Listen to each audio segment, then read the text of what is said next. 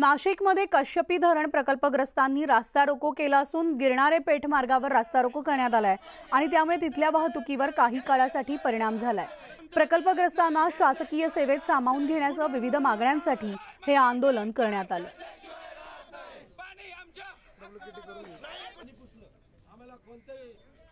नाशिक शहराला पाणी पुरवठा करणाऱ्या गंगापूर आणि कश्यपी धरणग्रस्तांनी आंदोलन पुकारलेलं आहे।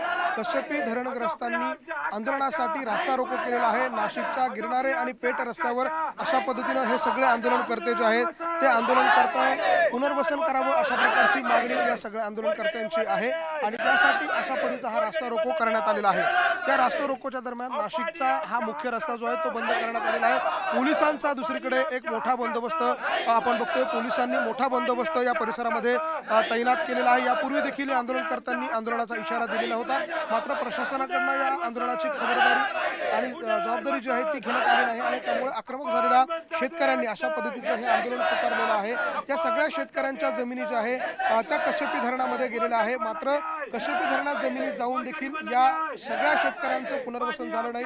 त्यांच्या मुलांना सरकारी नोकऱ्यांमध्ये प्राधान्य दिलं गेलं नाही आणि त्यांना पाणी आरक्षित करून दिलं नाही आणि म्हणून हे आंदोलन सुरू आहे। आपण काही आंदोलनकर्त्यांशी बोलूया। प्रामुख्याने आमच्या शासनाकडे याच मागणी आहे का धरण 93 साली झालं, त्याची उंची 1100 होती, त्याच्यानंतर 1800 न सांगता केली। 1800 केल्यानंतर डबल बाधित कुटुंब झाले, त्यांना पुनर्वसन झालं नाही, त्यांना शासकीय नोकऱ्या मिळाल्या नाही।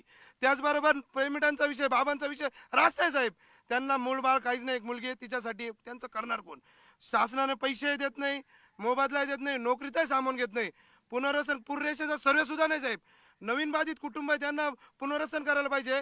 2017ला जर PWDने एक एस्टिमेट केलं की यांना पैसे द्या, त्याचा 20% निधी सुद्धा अजून झाला नाही। व्हिडिओ जर्नलिस्ट हेमंत बागुलसह लक्ष्मण घाटोळ, न्यूज 18 लोकमत, नाशिक।